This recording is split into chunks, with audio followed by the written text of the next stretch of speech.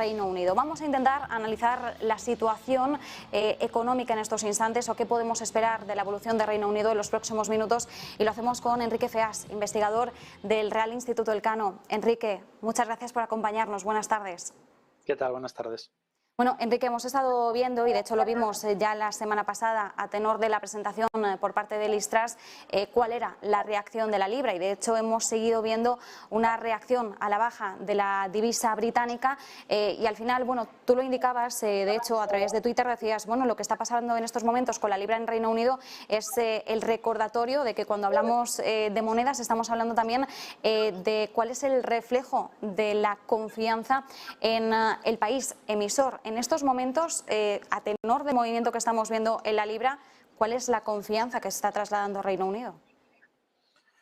Bueno, efectivamente es lo que decías. En el Reino Unido pues presenta una serie de indicadores realmente malos, en términos de es el país que menos crece de los países desarrollados, tiene baja productividad, tiene restricciones en el mercado de trabajo, tiene un alto déficit por cuenta corriente y bajas reservas.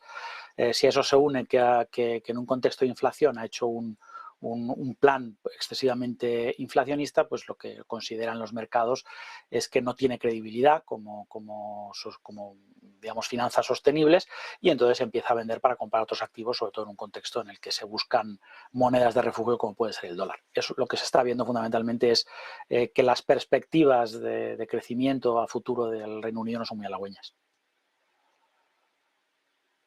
Teníamos esa reunión de política monetaria del Banco de Inglaterra. Bueno, tuvimos una semana muy marcada por los bancos centrales, no solo Banco de Inglaterra, Banco de Japón, de Noruega, de Suecia y también, por supuesto, la Reserva Federal de Estados Unidos. En ese momento llamaba la atención el hecho de que el Banco de Inglaterra subiera los tipos de interés de una forma algo más moderada respecto, por ejemplo, al Banco Central Europeo o a la Reserva Federal. Es más, se rumoreaba a finales de esa semana y a principios de esta la posibilidad de que convocase una reunión extraordinaria de política monetaria para incluso darle todavía un acelerón más a la subida de tipos de interés.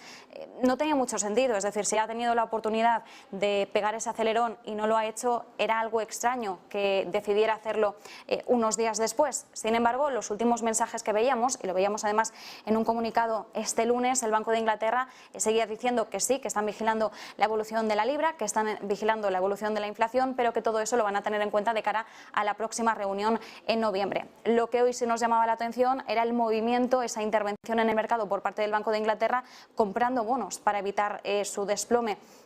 ¿Cómo tenemos que interpretar también este movimiento? Bueno, al final sí que ha intentado trasladar un mensaje de calma el Banco de Inglaterra de vamos a actuar cuando sea necesario, pero ¿cómo crees que lo está interpretando en estos momentos, bueno, el mercado, la economía en general? Hay que tener en cuenta que el valor de una moneda no solo depende del tipo de interés, sino que también depende de las expectativas de crecimiento. Entonces, la cuestión es que el Banco de Inglaterra no puede solucionar todos los problemas subiendo y bajando tipos de interés. Aquí tenemos una inflación de oferta muy, muy grave, y lo que el Banco Central está advirtiendo es que tiene que haber una cierta consistencia entre la política fiscal y la política monetaria. Elevar mucho los tipos de interés no necesariamente tiene que apreciar mucho la moneda, porque al mismo tiempo se está hipotecando la recuperación. Entonces, al final, el valor de la moneda es una combinación entre la remuneración de los activos, que es el tipo de interés, y las posibilidades de crecimiento futuro. Lo que no se puede, tiene que haber una combinación razonable. Lo que no se puede es simplemente elevar tipos de interés así como así, porque entonces lo único que estaríamos consiguiendo es provocar una recesión que a su vez hace poco interesante invertir en el Reino Unido. El Banco Central está dispuesto a salvar el país. Lo que está claro es que está diciendo claramente que subiendo tipos de interés no puede resolver todos los problemas.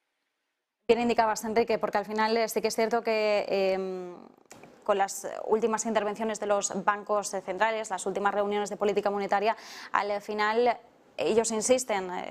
Lo vemos en el caso del Banco de Inglaterra, lo hemos visto en el BCE y lo hemos visto en la FED. Ellos dicen, bueno, nuestras actuaciones también están limitadas, es decir, nosotros contamos con las herramientas con las que contamos, pero en el caso del Banco Central Europeo lo veíamos en muchos casos abordando también a la necesidad de que los gobiernos apliquen medidas fiscales que funcionen, porque ellos dicen, bueno, nosotros hay algunas competencias en las que ya no podemos entrar, es decir, subir o bajar tipos, como bien indicabas, pues no es la solución a todo.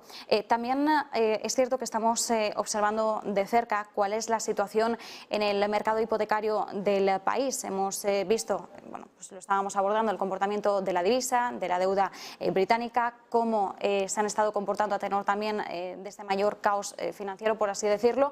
Se ha visto también afectado el mercado hipotecario en este sentido, vemos cómo las condiciones financieras han empeorado, ha aumentado la desconfianza entre los inversores y además en el día de hoy estábamos viendo el impacto de lleno en algunos bancos en su comportamiento bursátil, como estaban cayendo, pues por ejemplo, Lloyds, HSBC, Barclays. De hecho, Lloyds, a través de su filial Halifax, anunciaba la suspensión de algunos productos hipotecarios. En este sentido, ¿qué es lo que podemos esperar ahora? Ese es el problema, al final los bancos centrales lo que tienen es una herramienta de demanda. Pueden impulsar, pueden elevar, pueden rebajar, impulsar la demanda o reducirla, pero lo que no pueden es solucionar el origen de los problemas, que es un problema de oferta, ¿no? Fundamentalmente relacionado con la escasez de mano de obra, con los altos precios de la energía. Entonces, al final, la subida de tipos de interés en un contexto de bajo crecimiento lo que está haciendo es generar unas distorsiones en los mercados, en el resto de mercados financieros, incluido el bancario. Puede aumentar la morosidad, puede acelerar una rebaja muy fuerte de los precios de los activos reales, y al final lo que se trata fundamentalmente es que el Reino Unido no puede seguir subiendo tipos de interés para solucionar los problemas, porque lo que va a ocurrir sencillamente es que se van a generar otros colaterales que pueden ser iguales o más graves que la propia depreciación de la moneda. Enrique, entonces, ¿qué podemos esperar? ¿Cuáles o por dónde pasan ahora mismo las principales demandas a las que debería atender Liz Truss?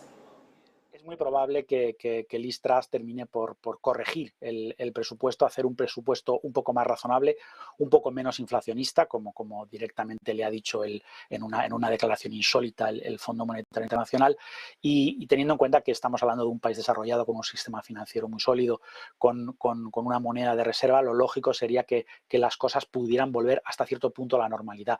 Lo que está claro es que el gobierno tiene que tener en cuenta que la consistencia, que lo que no puede es forzar a que el Banco Central le acompañe en cualquier política fiscal que quieran tomar.